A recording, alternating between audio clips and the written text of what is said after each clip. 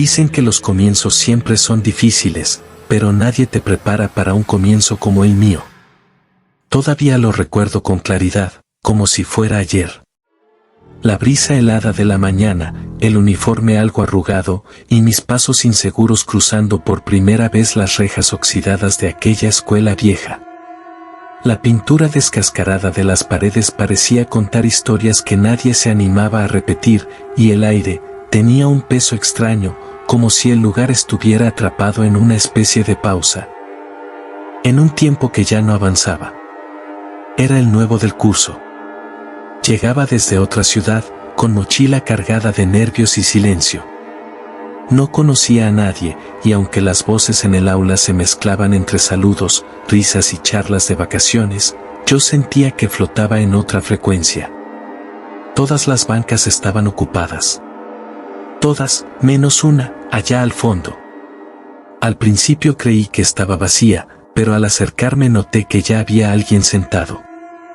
Un muchacho de aspecto apagado, piel muy pálida y ojos oscuros, que no apartaban la vista del escritorio. Dudé unos segundos, pero finalmente me senté a su lado. Le dije hola, apenas audible. Él solo me miró y me sonrió. Una sonrisa suave, demasiado silenciosa. Y así, sin saberlo, empezó todo. Pasaron los días, las clases, las semanas. Y siempre era lo mismo, todas las bancas llenas, y yo terminaba compartiendo mesa con él. Nunca faltaba. Nunca llegaba tarde. Siempre en silencio. Siempre con esa mirada perdida. A veces, notaba que un olor desagradable llegaba de su lado, como humedad vieja, encerrada, pero no le daba mucha importancia. En los recreos, él y yo siempre quedábamos solos. Nadie se nos acercaba, nadie nos hablaba, nadie nos invitaba a compartir. Era como si no estuviéramos ahí. Y en ese momento, simplemente pensé que era porque yo era nuevo, y él era un poco raro. Un día, en medio de una clase, rompió el silencio. Me pidió prestado un lápiz. Me sorprendió mucho. Se lo pasé, y aproveché para preguntarle su nombre. Me dijo que se llamaba Pedro. Desde ese día, Pedro empezó a soltarse un poco más. Ya nos saludábamos con palabras, no solo con gestos. Hablábamos de cosas simples, aunque siempre me llamó la atención que no decía mucho sobre él. No sabía dónde vivía, ni qué hacía fuera de la escuela, pero la verdad, no me importaba mucho. Con el tiempo, nos hicimos grandes amigos.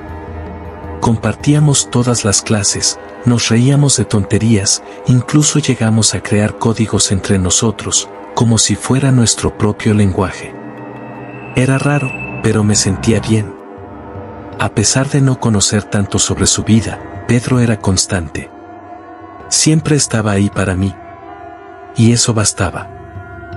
Pasó el tiempo, las rutinas nos acompañaban día tras día. El tiempo se consumía poco a poco, nada fuera de lo normal. Hasta que llegó ese maldito día. Era un 28 de octubre. Esa mañana había un acto en la escuela. No sabía de qué se trataba, solo que todos nos reunimos en el patio central.